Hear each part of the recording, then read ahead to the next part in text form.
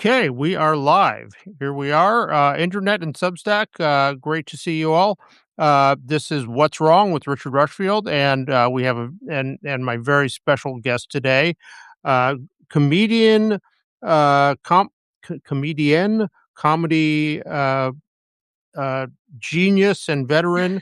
Comedy is like my greatest cause in life. Uh, Advancing the troubled state of comedy in this industry and all that. And I have not had enough comedy guests here, guests from the world's comedy and funny people. So probably because I'm intimidated by you all and won't be able to keep up. So hopefully don't try to be just like a I'm gonna six be funny. yeah, no, I'll be incredibly dour. Yeah, I'll don't I'll bring it way down, yeah. talk very grimly and seriously Yeah, about your journey and absolutely. struggles, and don't leave me behind here. But no, I'm thrilled. Our guest today is a very funny woman, very talented woman. Uh, Jess McKenna is an American. And embarrassingly, I am reading her Wikipedia biography because the Notes app failed me, and my beautifully crafted, prepared introduction is lost somewhere in the labyrinth of my 2,000 folders. So, but I'm, like, so excited to see what tidbits. I have mean, you I looked at? probably can tell you, like, Southern California native who got their theater degree at Northwestern is probably, like That's that's, like, the your early life, Yorba Linda specifically. that's right, yeah. The Birthplace of Richard Nixon, so we're the the 2 the funniest the people from there. the home of the Nixon. Can you play piano as well as Nixon? He was a Probably talented. not, no, but I can play piano, but no, I wouldn't. I bet if I debated Nixon via piano, he would do better on radio and I'd do better on film. You'd probably be a better president. Better president, lesser piano player, That's right. and we'd have to, and you'd break the tie with appearance in a movie. So and see who pulled that off. Jess McKenna, as Wikipedia tells us, an American actress, comedian, and singer. She trained with the Groundlings and at the Upright Citizens Brigade Theater, where she regularly performs. McKenna was one of the stars of Fox's Party Over Here alongside Nicole Byer and Allison Rich, and hosts the podcast Off Book, the improvised musical, which has come to us on the Earwolf Network, I believe. Is that correct? Yeah, that's where we launched, yeah.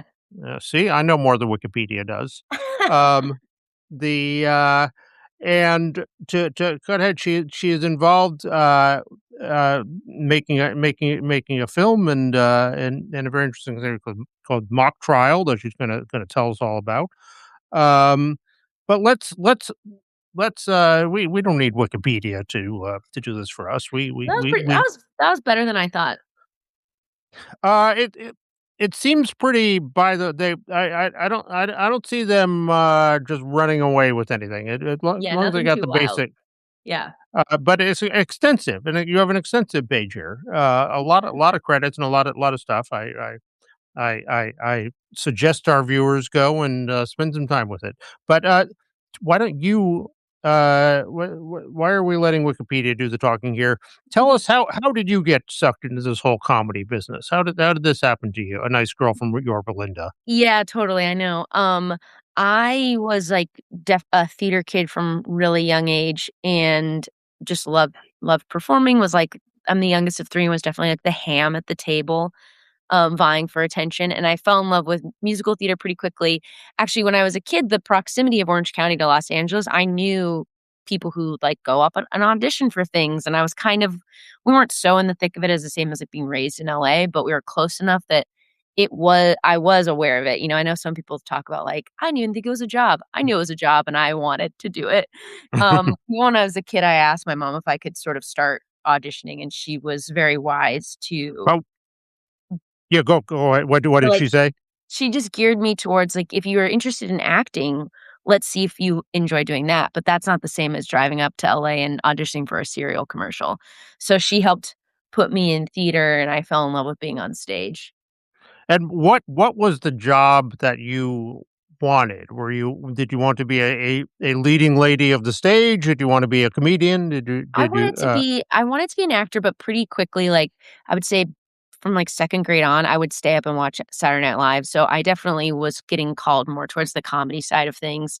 It was always, like, a badge of honor that I could understand The Simpsons, like, when I was 6 or 7 and I would laugh along with my dad, and it was that, like, nice bit of validation of it feels really fun to be in on the joke and get the joke, and so definitely comedy had already started appealing to me, but I was so in love with musical theater that I was probably like, "Oh, no, I wanna be on Broadway," and then I studied theater in college, but I also had found improv in high school and then later, especially at Northwestern, and its proximity to Chicago, it just had even then I mean, improv has exploded, but even when I was coming up, there was already, like, a pretty big institution at Northwestern, so that was kinda when the roads, like, started to diverge a little, and I decided that I wouldn't really pursue theater and wanted to pursue, like, comedy, so I'd heard about UCB.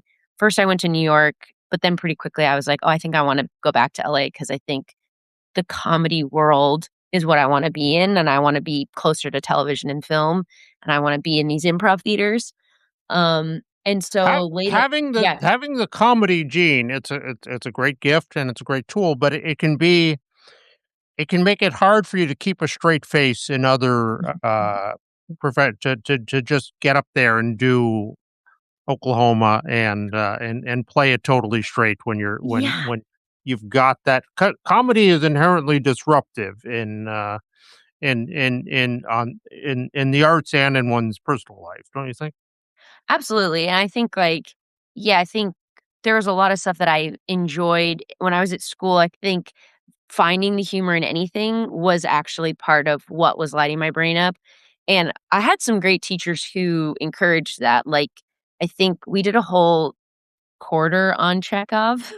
This is the real intersection of how nerdy Northwestern and, like, oh, you're not at a conservatory, you're at, like, a theater school that is also kind of, like, almost studying the literature of it as well. So we did a whole quarter on Chekhov, which was so it was fun and funny. And it If was all about finding, like, how often it was being funny, and if you were just playing the tone of this is an old Russian play, so therefore it must be dour, versus realizing, no, no, no, this is absolutely living in the absurdity of the human experience, and Chekhov is a great satirist and comedian who's just bringing a lot of depth to the story. So I think you're absolutely right, it's hard to only if you are a person who humor is the way you access the world, you can't ever turn that off, but I was, like, pretty encouraged in, "Hey, no, you shouldn't," It's like it's if you talk about, staffing up a writer's room, I know that it's like they throw a comedian in there because it's like, Breaking Bad has some hilarious moments Yep. because it just gets to be too one note if you can't, like, fill it out on the other direction. I can't respect, any work and there are some great, treasured, revered directors, and creators in this world who have no comedy gene in them, and I can admire and respect and appreciate them, but I can never love them, but Totally agree, like, our best, the best dramas still have some levity or some yeah. moment where they understand, like, that's necessary for you to sit in the story for that long. You talk of Chekhov, I think of when Waiting for Godot, when it made its North American debut, it was at, I this story is probably apocryphal, but I wanna believe it. It made its North American debut at a dinner theater in Miami in the night, and it was billed as the laugh riot of 2 continents, and which in some on some level it was, but, Yeah. the people who came, pulled by that ad were not, brought to it. But did you ever here's another thing that obsesses me, and with all my comedian friends, I get into it. So, was improv ever scary to you, or Uh, Not really, like, I think I'm I have the right level of fearlessness to do this, and I think, I found it so young, I found it at, like, 15, and the first adult who told me I was good at it, it was sort of this lightning rod of confidence that I think became armor for the rest of being in this industry was being good at it and knowing that I was good at it and it feeling so exciting. I mean, I've gotten nervous for individual shows if I felt like, "Oh, no, a big time agent's in the audience," Mhm. waiting for Guffman or something where I'm hoping that something will happen because of that show. But no, never the act of it. It's always felt the most like being a kid in a backyard playing around. And I think it can be nerve-wracking when you're coming up in the theaters and you're being put on teams with strangers, and finding that right chemistry can sometimes be hard. But now I only perform with people who I've performed with for a long time with mostly, and that's just that's another plane because you the trust is there, so you're like, "Well, there's no way this is ever gonna go so poorly." I think I've been doing it long enough and have reached enough of a level where the floor is really high, so you're like, "Okay, great.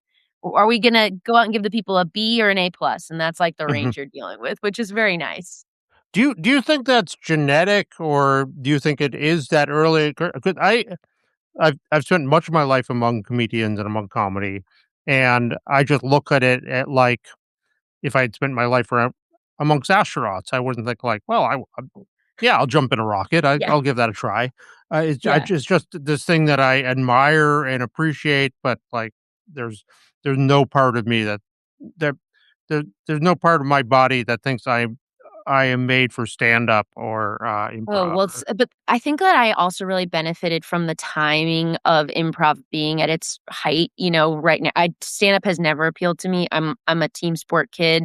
I liked being in plays. I liked improv because it was being funny with other people. Anytime I ever had to do, like, character showcases or anything like that, that would make me more nervous because that was not where the excitement was for me. Sometimes people call it the bounce, but, like, it's the thing that happens between your brain and another brain that is the most exciting to me. It is not the, like, just self-generated part, and I think that is partially genetic, partially being a SoCal kid raised in the '90s with just the right level of delusional confidence who's like, "I don't know, I guess I can probably do this." And I think it's just yeah, I think it's being of a certain attitude and then, um, finding other people that are so great at it as well. Like, you aren't out there by yourself. It isn't just your own brain. And I also think I'm part of a generation that has enough of us who we reject this idea that comedy can only come from pain. And I think that's, like, a pretty big tonal shift. I mean, I don't think that's always true for, like, the great sketch comedians of the past, but certainly I think there's this overemphasis sometimes on there has to be, like, an anger or an edge or a Yeah. bite at the center of comedy. I think that's great that those styles of comedy existed, but that's never been me, and I think that my style of more, like, joyful, optimistic pairs naturally better with improv because I think you have to be joyfully playful on stage sometimes for it to succeed.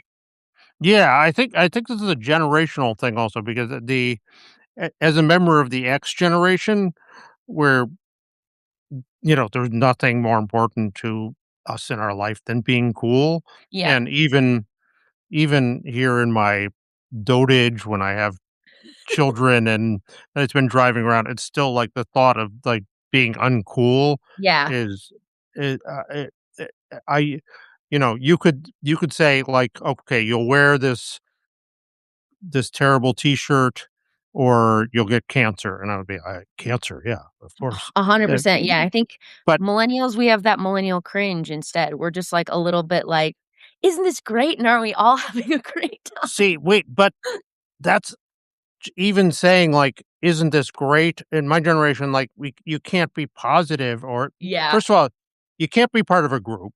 You can't be like, Yes. teamwork is anathema Yeah. and the And also, opposite of cool. you have to You be can't edgy, you have to be an outsider, selling out is the worst thing of all time.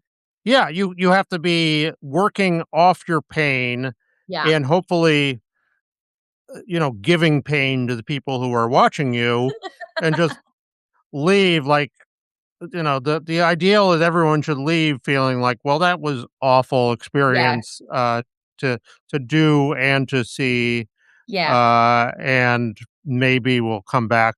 I don't know why." Yeah, I know. I think and God bless you. I'm rooting for you, Gen Xers. I hope I don't I don't know that in this lifetime, that this cool thing, but, um, ho let's talk about, let's talk about I don't wanna skip your part. Let's talk about mock trial. Tell us about that, 'cause I don't want that to get left behind. I Yeah, so totally. Thank you. skipping ahead, Skipping ahead. skipping to the end of your story, and then we'll come Yeah. back and Yeah. work our way through the middle. Uh, So through UCB, I met my like writing partner doesn't isn't sufficient. My like comedy partner, my work partner, Zacharino, and he and I have developed projects and batted around on stage, backstage, selling stuff that lives for a very brief time and then dies. And we've done almost everything that in the intersection of music and comedy. So writing musical projects, off book our podcast, we improvise a musical. And musicals are very hard to get made. They are one of, like, the riskiest things that you can try to develop. We've had more success in, like, the kids and family and animated space, but we really believe in, like, "No, we wanna write a new original musical." So, we just had been stuck in the development pool, for too long, and we were just so tired of not being able to just make something, and we've been kind of inspired by seeing a lot of our other peers go the Kickstarter route and kinda just bet on themselves. So Zach and I have a hugely ridiculous amount of things in common. We're cut so from the same cloth. And a surprising extra detail we have in common is that we both did high school mock trial. And because we're both from Southern California, we literally did the same tournament. And because we're the same age, uh, we literally did the same cases. So we discovered this a few years into working together. We were like, wait a second, People versus Madison Casco. And it was just this other category of specificity we had in the back of our heads. So we just had the idea to that make is such a specific mock trial yeah. geeks are such a specific, world there that It's so niche, but I think, the the vehicle that it is for us to tell a story that we are used to telling. So, off book our musical, we improvise a story, it's a narrative, and we have over 300 episodes and we continue to tour, so there's now, like, approximating, like, 400. uh, So there are these, like, recurring themes. I think one of the coolest things of doing that podcast is it really helped synthesize our shared voice over years. So even though Mock Trial the movie isn't a musical, it has a lot of the, like, hallmarks that I think our fans will recognize as feeling very Zach and Jess, feeling very off book. It's about, like, friendship and underdogs and finding something that you love and sort of what we're talking about, which is very millennial and sadly not Gen X, which is being unapologetic about the things that you're passionate about and not worrying about being cool. And so it's a dual-sided story. There's a storyline with the coaches and then also the student level, and Zach and I star in it as, former best friends who oh, dear. Am I still there? yeah, no, My you're computer went to sleep for a second, sorry. And it was a real, like, team effort. Half of our budget was from a Kickstarter raise, which was awesome. We shot we shot the movie in 10 days over 14 days, and, we shot at my high school for 4 of them. We were able to cast, like, the young actors over 18 to play high school with the casting director, and they're amazing in it, and then we're able to fill the rest of the cast with improv friends, so, like, our and friend Zeke. they were able to learn the songs and rehearse and choreograph and Oh, so eh, not a musical. That's, like, no, the okay, key. Yeah, is that we were like we knew this was this insurmountable mountain. yeah, And so we were like, "Let's tell a story that isn't a musical, but still feels like it's very us, yeah, just so that we can have the experience of making a movie, and then hopefully we can use that to learn and grow to then yes, we still wanna make add musical in the movies well, one day." but that's a great way. Yeah, The it will become a hit on its own as a drama, and then uh, Cameron McIntosh or the great Broadway producers will say, "Hey, I could really see a musical version of this on 100%. Or stage," just and just, like and you'll say, I actually have some songs right here." If yeah, yeah. It's also just been so, uh not to get pessimistic, but we did get, like watching our peer group get hit by COVID and then the strikes right as I feel like we were entering a phase of having momentum and having the beginnings of enough credits behind your name to open some doors. We hit this massive stall out in the industry. And so I see in my peer group, and Zach and I have it, a real DIY self starter mentality, which is you don't get into TV and film or performing or comedy just to write scripts and sell them into development or work on like the fifth pass at like your Bible for a show that no one's ever going to make. So it was just motivated by us wanting to make it ourselves. And we knew that the story would resonate with anybody who found a love in high school. It doesn't have to be mock trial, but you know, your debate team, your forensics team, your band, your theater department, it's any of those groups that it's really just about like finding your people and finding your thing.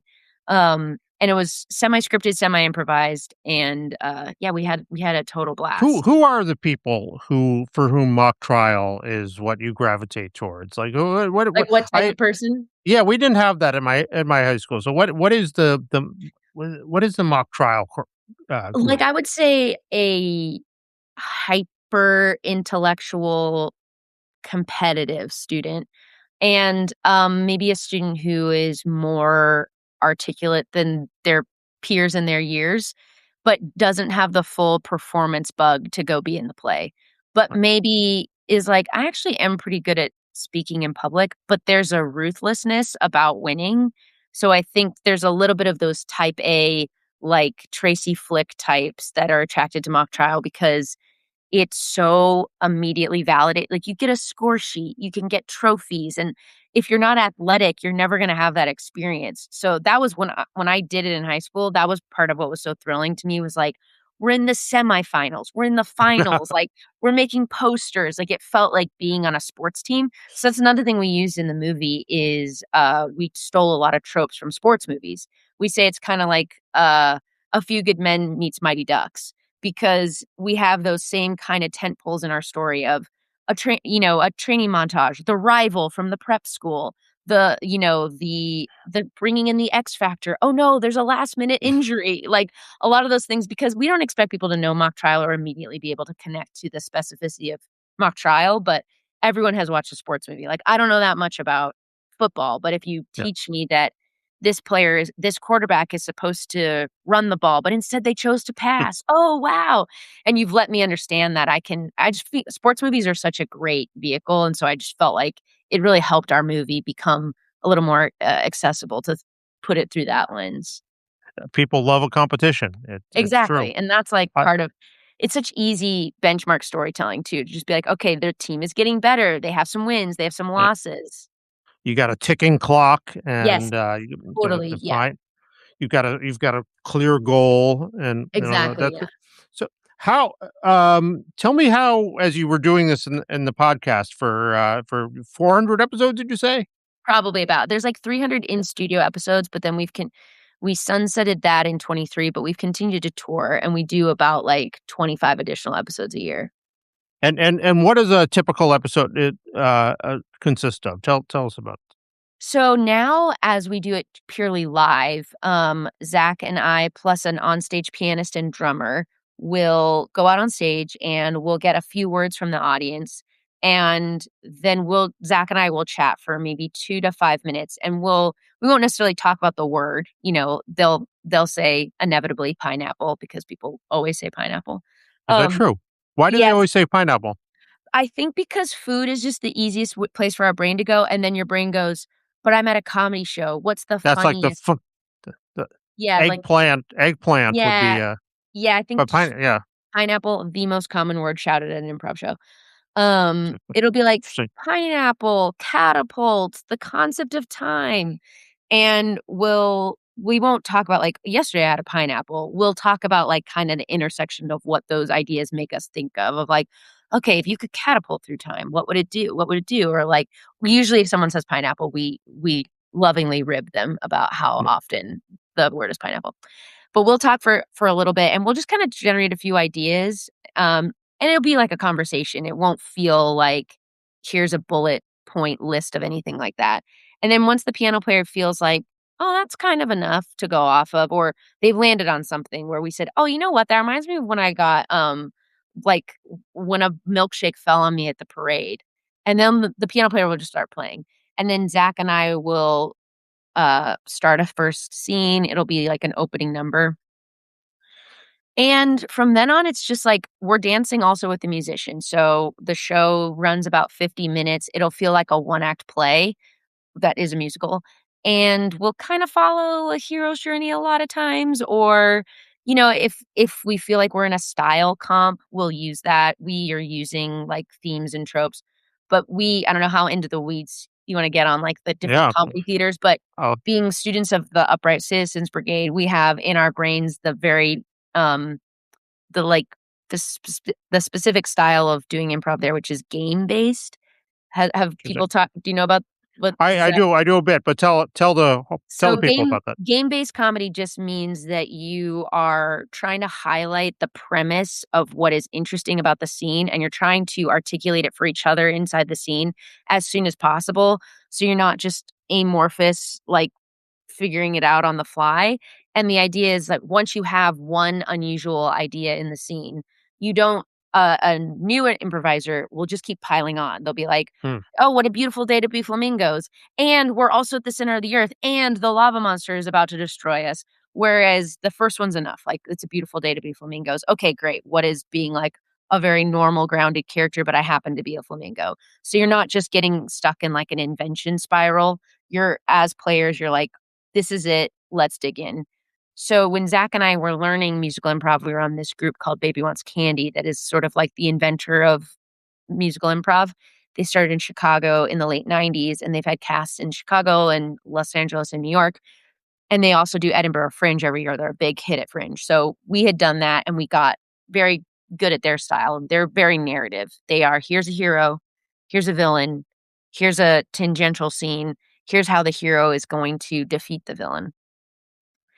What we brought with our UCB brains was, no, it's enough to loosely hang the show on a story, but we want every scene to be comedically driven, and we want every song to be comedically driven. We want every song to have a comedic premise, and now I'm really getting this is, like, not funny Yeah, at no, all. no, This is just comedy math, but this is where Zach and I kind of love music and comedy as the way they intersect is they're both dealing in pattern. So we can explore the comedic idea in a verse and then really highlight the comedic idea in a chorus. And that's just this really natural way to layer our UCB training on our musical improv and our musical theater brain is okay, this is a villain song, this is like a villain recitative or something because we're both musical theater kids, so we know what we're pulling. Oh, this is gonna sound like this sounds kinda like Sweeney Todd, but let me make sure I label the comedic idea every time we come back to the chorus. So then we're just telling one story, and, like, that's like an episode. Um, and it's really exciting to do live because the audience is obviously giving us a lot of feedback that's helpful to figure out what's funny and what's interesting, and, but it's just the 2 of us making up one musical. that's fantastic. But it occurs to me as you talk about the nuts and bolts of in the UCB training, and as you talk about the competitive brass knuckle world of mock trial, that the world of rising up through improv at a UCB or Groundlings is not uncompetitive and not without its barbs and Yeah. everything else there. So Totally, and that's kind of that's a great point, I hadn't thought of that, and they are sort of similar in an interesting way, which is that you are competing for spots, but then you also are still needing to collaborate with the people you maybe just competed against or something. So there is sort of a tension occasionally of and especially at the age you are when you're coming up through both experiences, is those are probably your friend group. Um, and so what is it to get cast over your friend or have a friend get cut from a team or have mhm. a team that you're on get separated or you get placed somewhere else? And I mean, that definitely was part of it. And I think you have to have Do you ever actually say I didn't come here to UCB to make friends? Do you do you, do you ever N put no, not me, but that's because 'cause I'm a millennial. Everywhere I go, I'm trying to make friends. exactly? You need to a Gen Xer would just say, what are friends?" I don't know what those things are. I just know that there's people sometimes around me and sometimes there aren't, and, Yeah, I think that they're definitely when I first got to UCB, the unfortunate thing is you're, like, sizing up people that you think are most similar to you and wondering how many, like, spots. And definitely the first Herald team I made was the first time a team had been equal split, men and women. So there was this thing when I first joined, which was like a Herald team is always 6 men and 2 women. And so you felt this extra and that was not like a rule from on high. That was just like what every team there were more Yeah, guys well, who were auditioning. And so that's what every team ended up looking like. And it was a big deal when my team was 4 and 4. And I would say that was, like, the most backwards, like, unfortunate competitive thing was feeling like, "Oh, I'm they're only gonna take 2 girls, so how many of us are auditioning?" But now that stuff is, like, ancient history, but, um, I think in general, UCB, I was not quite on stage at the absolute, like, gold rush years of every single NBC sitcom scouting there. I was, like, 3 years after, but I still got a lot of opportunities from being at the theater, but I do think there's even though there can be competitiveness for sure, I think there is still this understanding that a rising tide floats all boats, that the more of us that are known from coming up there, the better it is for all of us to be able to cite, like, "That's also where I trained," or, yeah. um and I'm reaching the point now where people that I came up with are showrunners and they're getting and that's pretty really exciting too because that's the other promise of the premise is that, hey, they could staff you one day or they can cast you one day, which even though this was such small potatoes, that was a real joy for us for mock trial as we were able to cast so many, like Zeke Nicholson and Leland Bowden and Ross Bryant and Mary Sohn are all peer level, and then, getting to cast, like, a Lennon Parham, who's someone who I really looked up to when I was coming up at UCB, or Paul F. Tompkins, who, like, helped launch Off Book, was our very first guest, and people of that strata who I've more, like, looked up to. Or then we got Sherry O'Terry to play our final judge, which was also, like, pretty exciting. So, we got to cast and build that world, pulling, like, people that we knew from our network, but also a couple reaches where but UCB is definitely it's like a nice little approval badge, that both Zach and I came up there.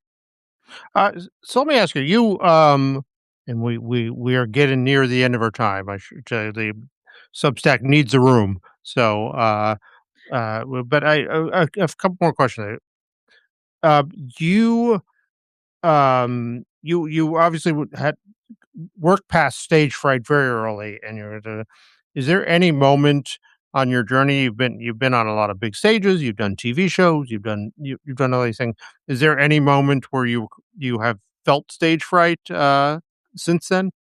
Mostly, like, in auditioning, like, I think, like, testing for something, um, is the most nerve-wracking, and that's, like I it's just so hard when you feel like a job is on the line, that's the Yeah. real your gut is in the floorboards and you're like and, it takes So everything in you to you become hyper conscious of everything you're doing and all your that. Yes.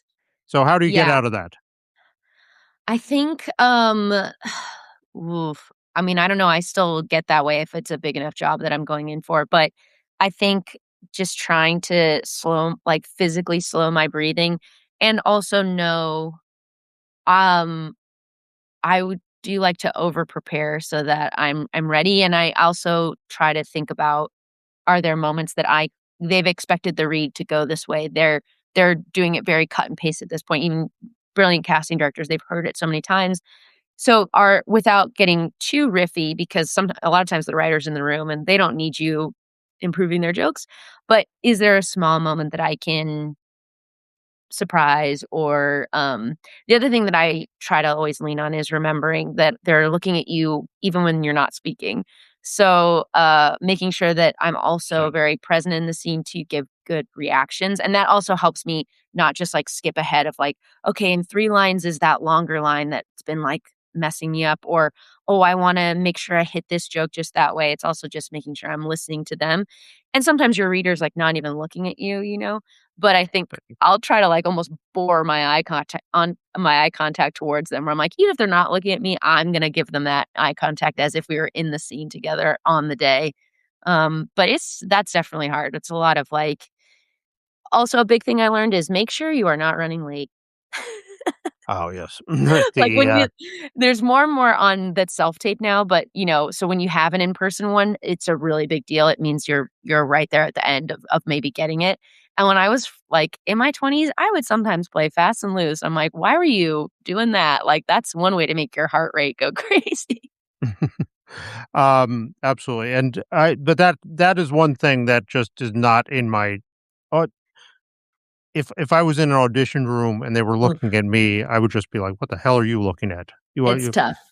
you It's want me that's to not come my over?" favorite. I would knock the table over and say, I'm not your show pony here." Yeah, I know. The It's tough. you're brave people who do it. But okay, final subject I wanna talk to you about.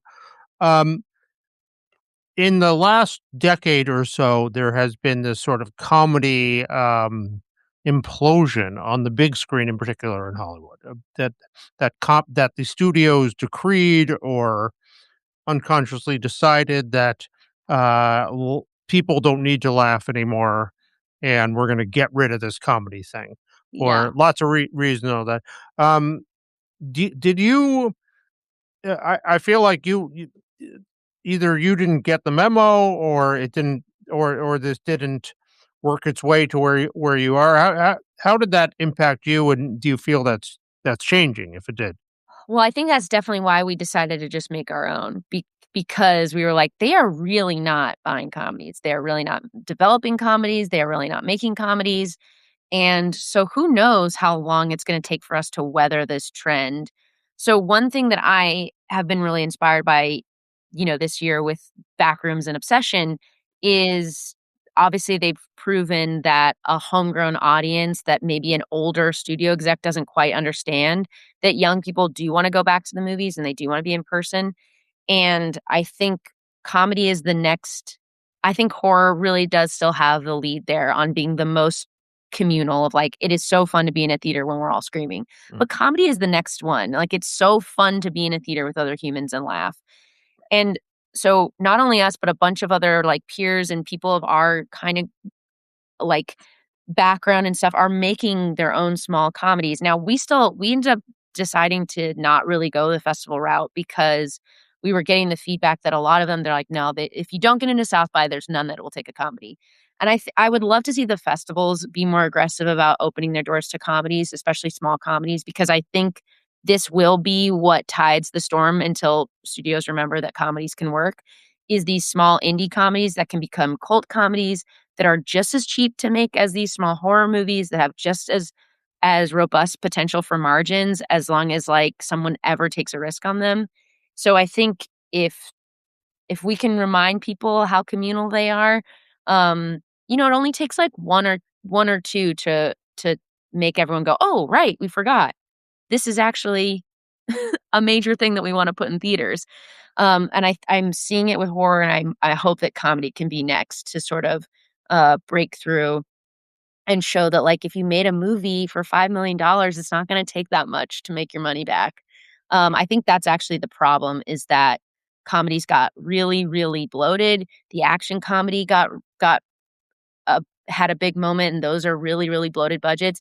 And then we allowed ourselves to be confused that only Marvel movies were funny, like, that Yes. our comedy was just Robert Downey Jr. being funny as Iron Man. But, like, obviously, I think, like, a Gen X comedies are, like, what we need to go back to, like, smaller ensemble comedies and things that are, just about the performances and about the chemistry of the performers. And so I think I definitely have hope.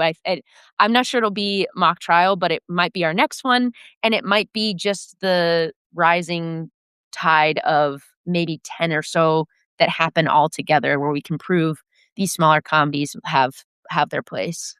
Yeah, and I think that there's constantly people constantly say, "Well, the next hangover will come, and that will break over the open the doors." And I think yes, but I feel like the next hangover won't necessarily be a traditional movie. It Right, will I be think it's much more like the next Napoleon Dynamite needs to happen. yeah, The next, Spinal Tap exactly. needs to happen, and that's, Yeah. like, that's what I'm excited about, and that's the area I see people starting to just take it into their own hands. And so, yeah, I think, and then maybe 5 years later, another Hangover will happen. But I think if we had a nice run of, like, Napoleon Dynamite Yeah. or Spinal Tap or got any of the Christopher Guest style. I mean, that's kinda why we wanted to live in mockumentary. We were like, an audience knows how to look at this movie that's a little bit smaller, that's a little more grounded, and know that it is, it's funny and it's character based. I mean, you look at, the Netflix top 10 or pick your chart there, people apparently still want to laugh, and, Yeah, that's what they absolutely. I mean, I think weirdly, comedy as the industry is at a really high in terms of podcasts, YouTube channels, TikToks. The amount of comedians who are able to make their living is probably, like, at an all-time high.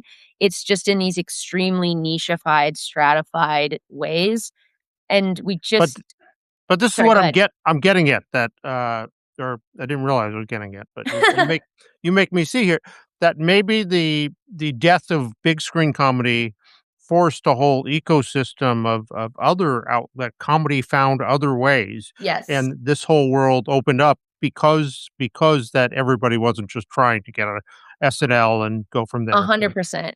We've been given both, like, a harder road and an easier road because we have to be tenacious, but there are ways to actually just put things together yourself, and, I mean, I just got back yesterday from touring, an improv show in through Australia, so, like, the way that improv has grown is wild, and the reach that I'm on this platform called Dropout TV, the reach that it has is insane that people come we sold out a 3,000 seat theater in Melbourne because of uh, this online thing, and what so if you're but doing what that, who needs a movie? I mean, honestly, but I but seriously. the thing I know it but it is it's still just about wanting to tell longer form story, and I think that, the talent is there and the fan base is actually there, and that's what will take Hollywood however long to realize, like, it isn't about the manufactured thing where you cast one YouTuber in your movie. What it is seeing what online communities are already there and nurturing those pathways open.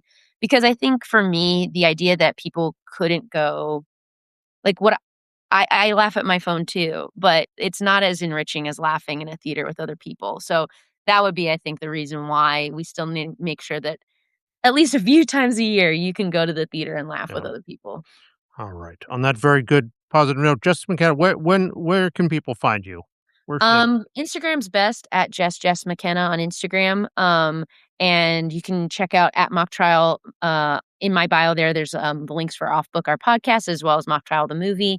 You can go to mocktrialthemovie.com to see, a little more info about the movie, including the trailer, and yeah, Well, this is all very exciting. It's been a delight and an honor, and thank you so much for joining us. You'll have to come again if you will. likewise, yeah, thank You you so much. have us. The gods of Substack were nice. We had no technical difficulties on this. That might be a Alright. record. It was meant to be. Thanks so much, Jess McKenna. Thank We'll you. see you soon. Take care. Take care.